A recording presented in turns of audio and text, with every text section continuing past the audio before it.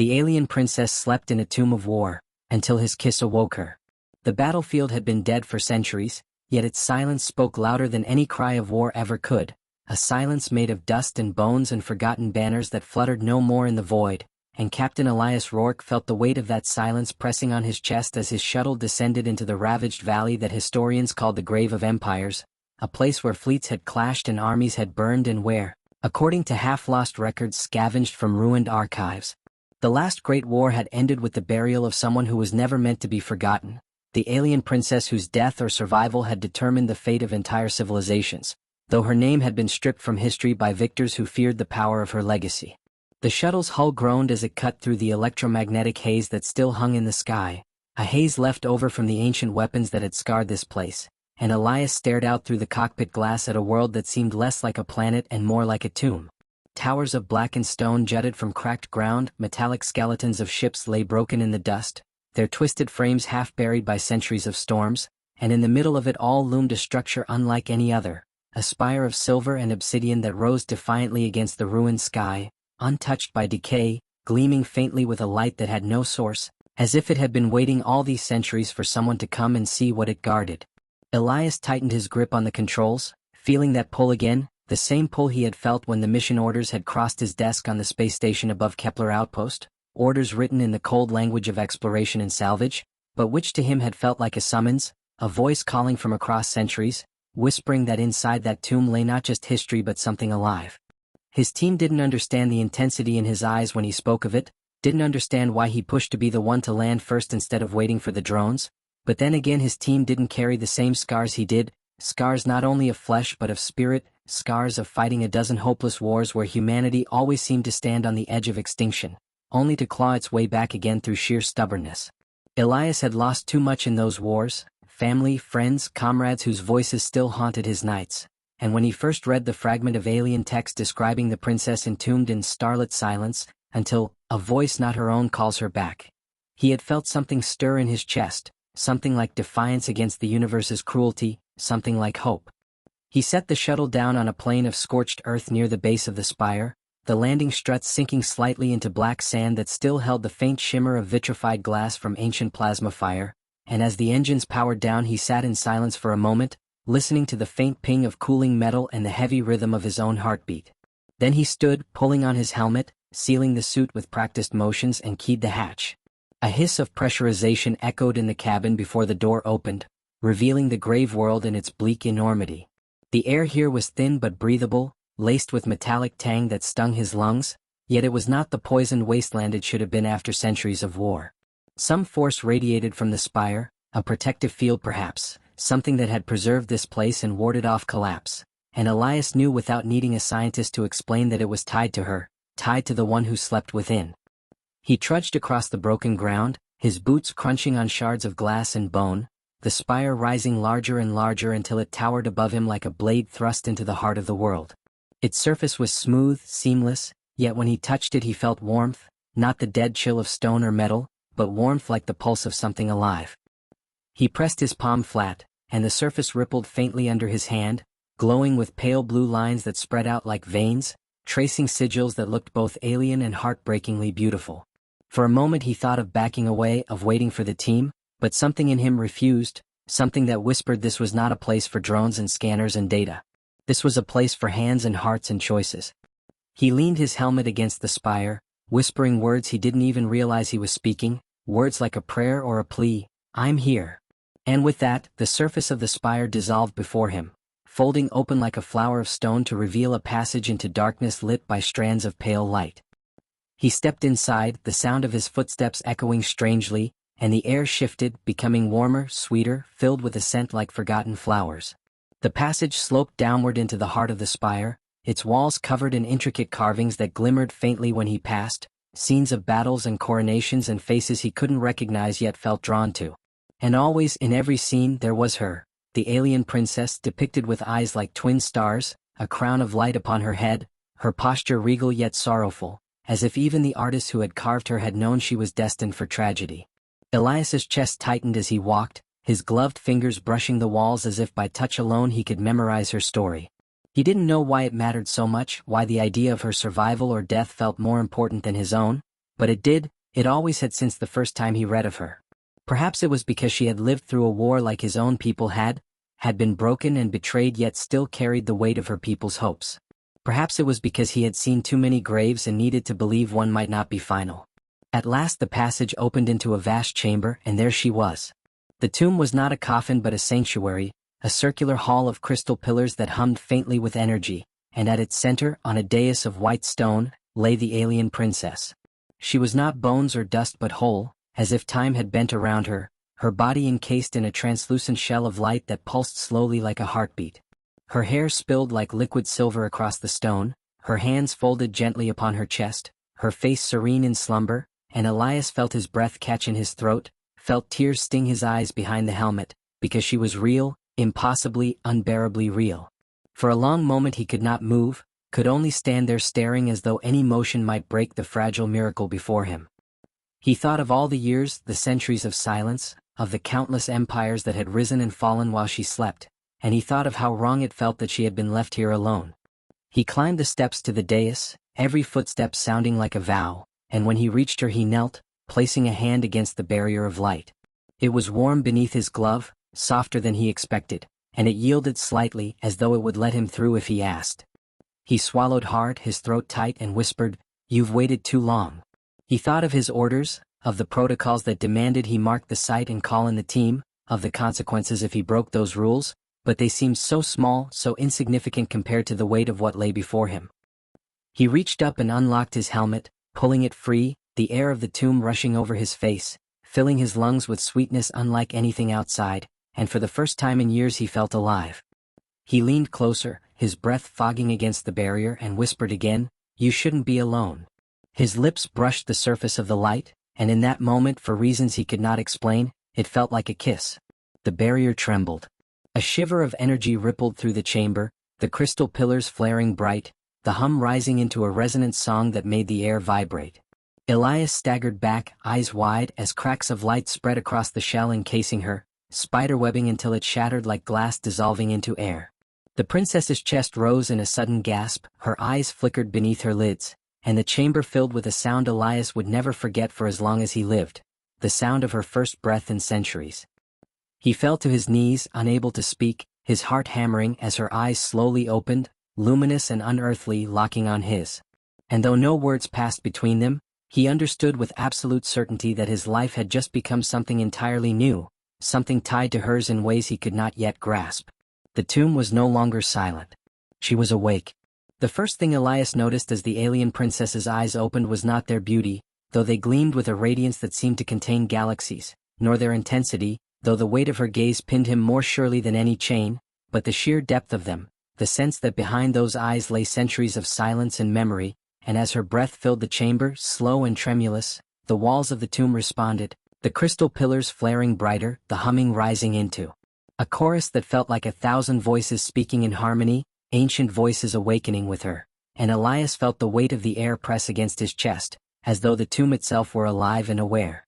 The alien princess's lips parted, and though no sound emerged at first, Elias felt words resonate in his mind, not in his ears but within the marrow of his bones, a voice both alien and achingly familiar, asking softly, "Why have you come?"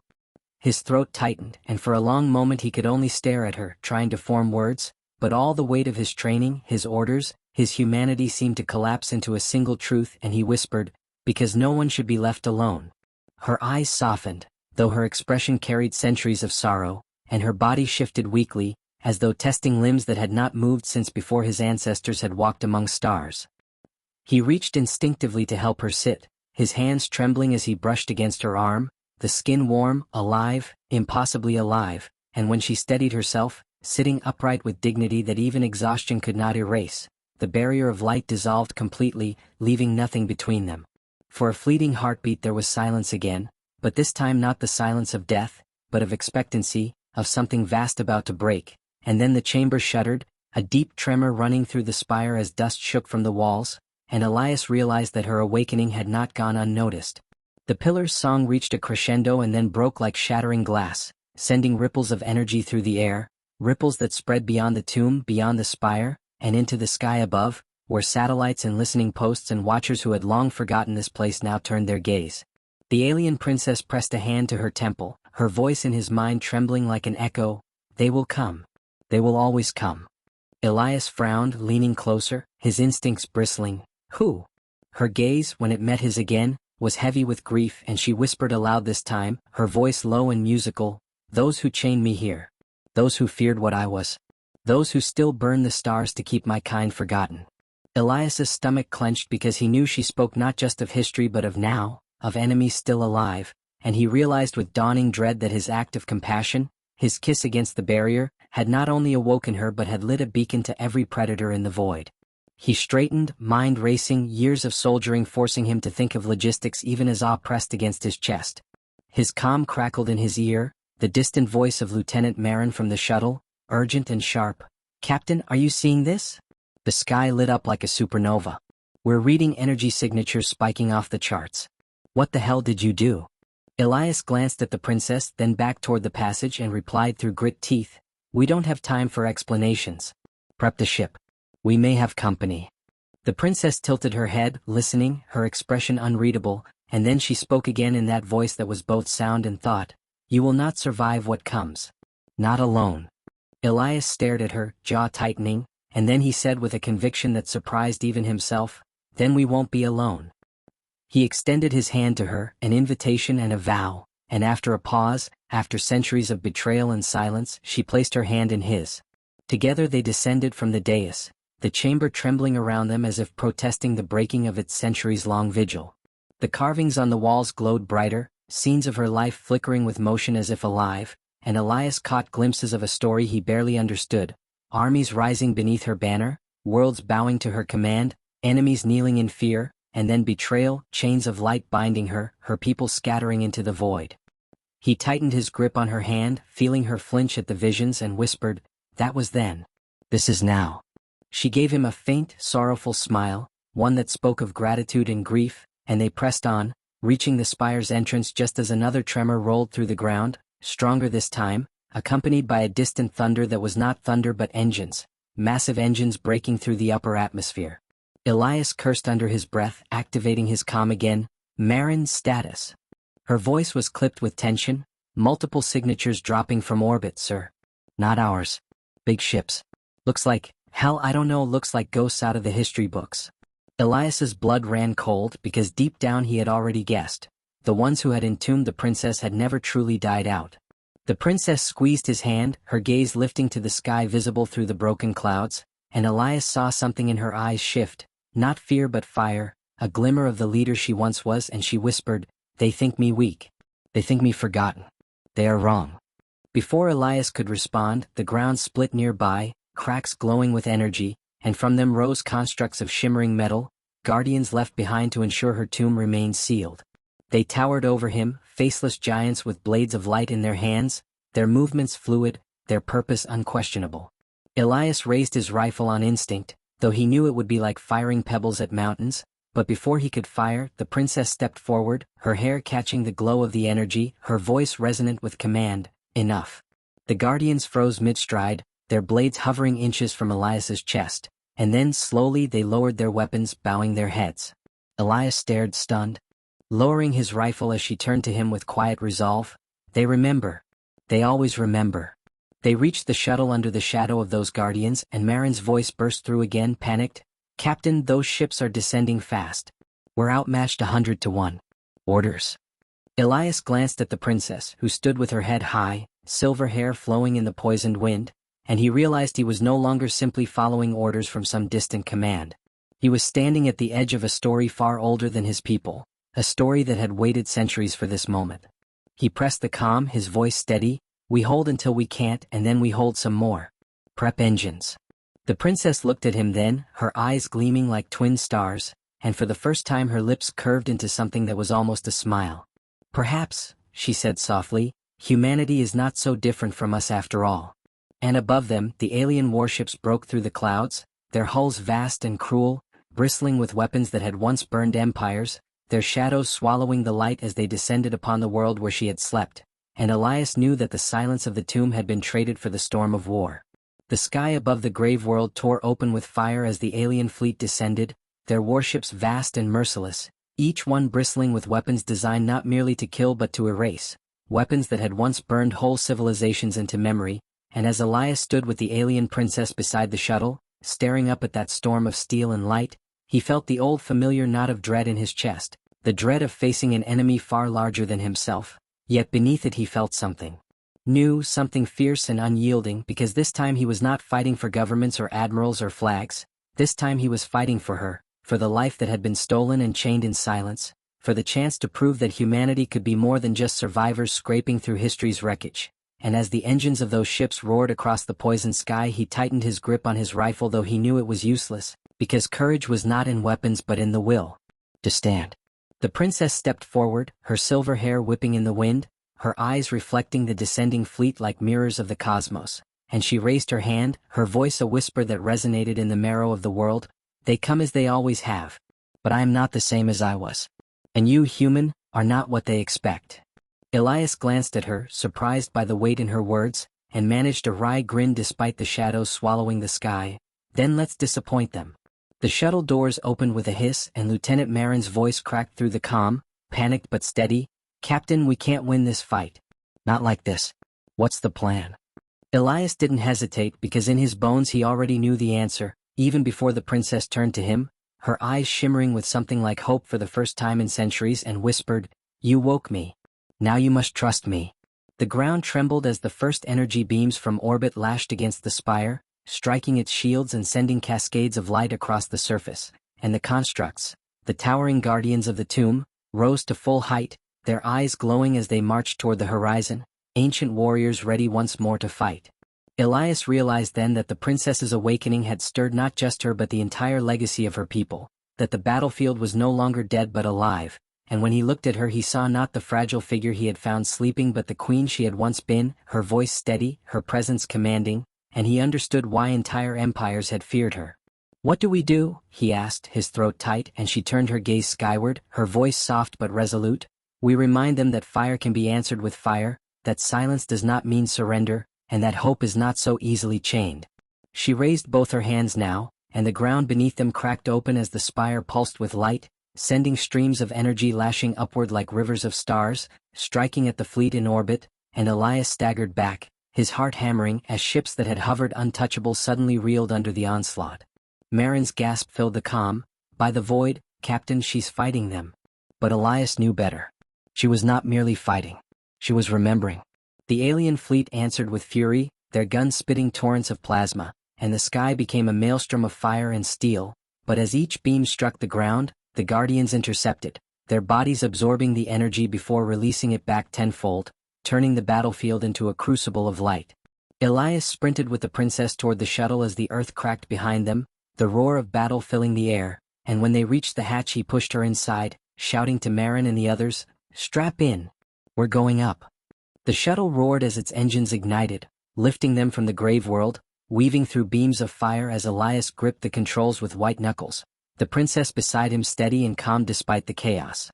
The alien fleet closed around them like wolves around prey, but Elias's voice was iron as he barked, "They think we're cornered. They've forgotten one thing. Humanity doesn't break."